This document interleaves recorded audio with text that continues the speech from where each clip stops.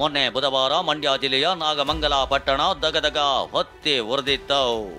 ಗಣೇಶನ ಮೆರವಣಿಗೆ ವೇಳೆ ಹೊತ್ತಿಕೊಂಡ ಕಿಚ್ಚು ಕ್ಷಣಾರ್ಧದಲ್ಲಿ ನಾಗಮಂಗಲ ಪಟ್ಟಣವನ್ನೇ ಸುಟ್ಟು ಹಾಕಿತ್ತು. ಇದೀಗ ಎಲ್ಲವೂ ಸಹಜ ಸ್ಥಿತಿಗೆ ಮರಳಿದೆ. ಜನ ನೆಮ್ಮದಿಯ ನಿಟ್ಟುಸಿರು ಬಿಡುವಷ್ಟರಲ್ಲಿ ಸ್ಫೋಟಕ ಮಾಹಿತಿ ಹೊರಬಿದ್ದಿದೆ. ನಾಗಮಂಗಲ ಗಲಭೆ ಹಿಂದಿದ್ಯಾ ನಿಷೇಧಿತ ಪಿಎಫ್ಐ? ಪಕ್ಕಾ ಪ್ಲಾನ್, ಕೇರಳದಿಂದಲೇ ಬಂದಿದ್ವಾ ಮಾರಕಾಸ್ತ್ರ? ನಾಗಮಂಗಲ ಗಲಭೆ ಹಿಂದೆ ನಿಷೇಧಿತ ಪಿಎಫ್ಐ ಸಂಘಟನೆ ಕೈವಾಡ ಇದೆ ಎನ್ನಲಾಗ್ತಿದೆ. ಅರೆಸ್ಟ್ ಆಗಿರೋ 76 ಆರೋಪಿಗಳ ಪೈಕಿ A44 Yusuf, A61 Nasir PFI ಸಂಘಟನೆಯಲ್ಲೇ ಗುರುತಿಸಿಕೊಂಡಿದ್ರು. ಈ ಇಬ್ರು ಕೇರಳದ ಮಲಪ್ಪುರಂ ನಿವಾಸಿಗಳು. ಇತ್ತೀಚೆಗೆ ನಾಗಮಂಗಲಕ್ಕೆ ಬಂದು ನೆಲೆಸಿದ್ದು ಬೇಕರಿಯಲ್ಲಿ ಕೆಲಸ ಮಾಡ್ತಾ ಇದ್ರು ಅನ್ನೋ ಮಾಹಿತಿ ಸಿಕ್ಕಿದೆ. ಈ ಬಗ್ಗೆ ಹಿಂದೂಪರ ಸಂಘಟನೆಗಳು ಅನುಮಾನ ವ್ಯಕ್ತಪಡಿಸಿವೆ. ಹೀಗಾಗಿ ಪುಂಡರ ಹೆಜ್ಜೆ ಜಾಡು ಹಿಡಿದಿರೋ ಕಾಕಿ ಇಂಟರ್ನಲ್ ಸೆಕ್ಯೂರಿಟಿ ಮೊರೆ ಹೋಗಿದೆ. ಈ ಹಿಂದೆ ಯಾವುದಾದ್ರೂ ಕೃತ್ಯದಲ್ಲಿ ಭಾಗಿಯಾಗಿದ್ರ ಅನ್ನೋ ಮಾಹಿತಿ ಕಲೆ ಹಾಕಲಾಗ್ತಿದೆ.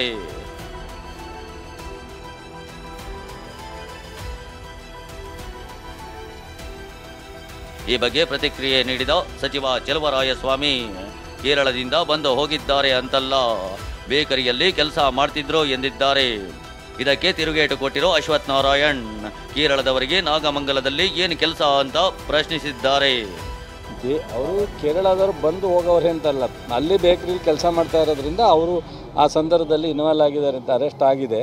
ಅದನ್ನು ನಾನು ಹೇಳಿದ ಒಂದು ಸ್ವಲ್ಪ ಸಂಪೂರ್ಣವಾಗಿ ರಿಪೋರ್ಟ್ ತರಿಸ್ಕೊಂಡು ಕೇರಳ ಆ ಮುಸಲ್ಮಾನರು ನಾಗಮಂಗಲದಲ್ಲಿ ಏನು ಕೆಲಸ ಅವರಿಗೆ? ಅದು ಯಾಕೆಂದರೆ ಇದು ಪ್ರೀಮಿಡಿಯೇಟೆಡ್ ಪ್ರೀ ಪ್ಲ್ಯಾಂಡ್ ಅಂತ ಏನು ಹೇಳ್ತಿದ್ವಲ್ಲ, ಈ ಪ್ರೀ ಪ್ಲ್ಯಾಂಡ್ ಅನ್ನೋದಕ್ಕೆ ಉದಾಹರಣೆ ಅಲ್ಲಿ ಇಬ್ಬರು ಕೇರಳ ಈ SDPI ಸದಸ್ಯರು ಅನ್ನುವಂಥದ್ದು ಎತ್ಕಾಣ್ತಿದೆ, ಆಪಾದನೆ ಇದೆ.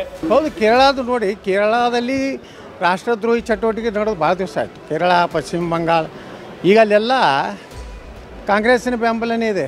ವಿಪಕ್ಷ ನಾಯಕ ಆರ್ ಅಶೋಕ್ ಟ್ವೀಟ್ ಮಾಡಿ ನಿಷೇಧಿತ ಪಿಎಫ್ಐ ಸಂಘಟನೆ ಕೈವಾಡಾಗಿದೆ ಅಂತ ಸ್ಥಳೀಯರು ಆರೋಪ ಮಾಡ್ತಿದ್ದಾರೆ.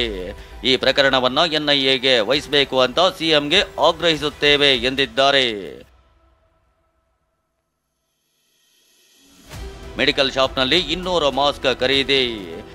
ನಾಗಮಂಗಲ ಗಲಭೆ ಪೂರ್ವ ನಿಯೋಜಿತ ಕೃತ್ಯ ಅನ್ನೋದಕ್ಕೆ ಸಾಕ್ಷಿ ಸಿಗ್ತಾನೇ ಇದೆ.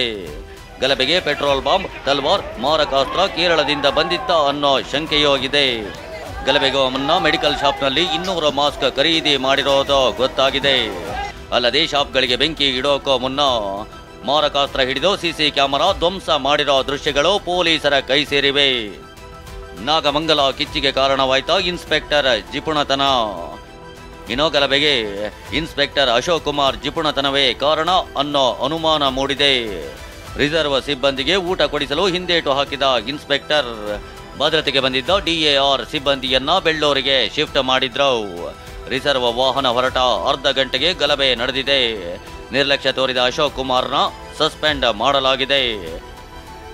ಇನ್ನು ನಿನ್ನೆಯಷ್ಟೇ ಪ್ರಧಾನಿ ಮೋದಿ ನಾಗಮಂಗಲ ಘಟನೆ ಬಗ್ಗೆ ಮಾತಾಡಿದ್ರು. ಕಾಂಗ್ರೆಸ್ ಆಡಳಿತ ಇರೋ ಕರ್ನಾಟಕದಲ್ಲಿ ಗಣೇಶನನ್ನ ಪೊಲೀಸರ ವಾಹನದಲ್ಲಿ ಬಂಧಿಸಿ ಇಡಲಾಗಿದೆ ಎಂದಿದ್ರು. ಈ ಮಾತಿಗೆ ಧ್ವನಿಗೂಡಿಸಿದ ಶಾಸಕ ಅಶ್ವಥ್ ನಾರಾಯಣ್, ಗಣೇಶನನ್ನ ಅರೆಸ್ಟ್ ಮಾಡ್ತಾರೆ ಅಂತ ಕಾಂಗ್ರೆಸ್ ವಿರುದ್ಧ ಗುಡುಗಿದ್ರು. ಇದಕ್ಕೆ ತಿರುಗೇಟು ಕೊಟ್ಟಿರೋ ಸಚಿವ ಶಿವರಾಜ್ ತಂಗಡಗಿ ಬೆಂಕಿ ಹಚ್ಚೋ ಕೆಲಸ ಎಂದಿದ್ದಾರೆ. ಗಣೇಶನ್ ಇಟ್ಕೊಂಡು ಇಡ್ಲಿಕ್ಕೆ ಬಿಟ್ಟಿಲ್ಲ, ಮೆರವಣಿಗೆಗೆ ಕಡಿವಾಣ ಹಾಕಿದ್ದಾರೆ ಅನ್ನೋಂಥ ವಿಚಾರದಲ್ಲಿ ಸ್ವಾತಂತ್ರ್ಯ ಫ್ರೀಡಮ್ ಪಾರ್ಕಲ್ಲಿ ಪ್ರತಿಭಟನೆ ಮಾಡಿದ್ರೆ ಗಣೇಶನ್ನೇ ಅರೆಸ್ಟ್ ಮಾಡ್ಕೊಂಡು ಹೋಗೋದು, ಗಣೇಶನ್ನೇ ಎತ್ಕೊಂಡೋಗಿ ಪೊಲೀಸ್ ವಾಹನದಲ್ಲಿ ಇಟ್ಕೊಂಡಿರೋದು ಎಂತ ಹಾಸ್ಯಾಸ್ಪದವಾಗಿದೆ. ಯಾರು ಮೋದಿಯವರು ಹೇಳ್ತಾರೆ, ಮೋದಿಯವರು ಗಣೇಶನ ಅರೆಸ್ಟ್ ಮಾಡಿದ್ದಾರೆ ಅಂತ ಹೇಳ್ತಾರಲ್ಲ, ಈ ದೇಶದ ಪ್ರಧಾನಮಂತ್ರಿಗಳಾಗಿ ಈ ರೀತಿ ಮಾತಾಡೋದು ಸೌಜನ್ಯದ ಮಾತಾ? ವ್ಯಾನ್ನಲ್ಲಿ ಇಟ್ಟಿದ್ದು ಅಂದ್ರೆ ಅರೆಸ್ಟ್ ಮಾಡಿದಂಗನ? ಅಲ್ಲಿ ದಾನ್ಲೆ ಆಗಿದ್ದ, ಅದ್ರ ಬಗ್ಗೆ ಅರಿವಿಲ್ಲ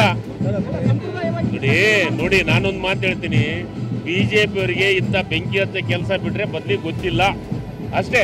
ಜನರಿಗೆ, ಈ ರಾಜ್ಯದ ಜನರಿಗೆ, ಈ ದೇಶದ ಜನರಿಗೆ ಅರಿವಾಗಿದೆ, ಮೋದಿಯವ್ರ ಬಗ್ಗೆನೂ ಗೊತ್ತಾಗಿದೆ. ನಾಗಮಂಗಲ ಕಿಚ್ಚಿನ ಹಿಂದೆ ನಿಷೇಧಿತ PFI ಕೈವಾಡ ಇರೋ ಬಗ್ಗೆ ಗುಮಾನಿ ಶುರುವಾಗಿದೆ. ಹೀಗಾಗಿ ಪೊಲೀಸರು ಎಲ್ಲ ಆಯಾಮಗಳಲ್ಲಿ ತನಿಖೆಗೆ ಇಳಿದಿದ್ರೆ ರಾಜಕೀಯ ಸಮರವೋ ರಣ ಅಂತಿದೆ. ಪ್ರಶಾಂತ್ ಹುಲಿಕೆರೆ, TV9 ಮಂಡ್ಯ.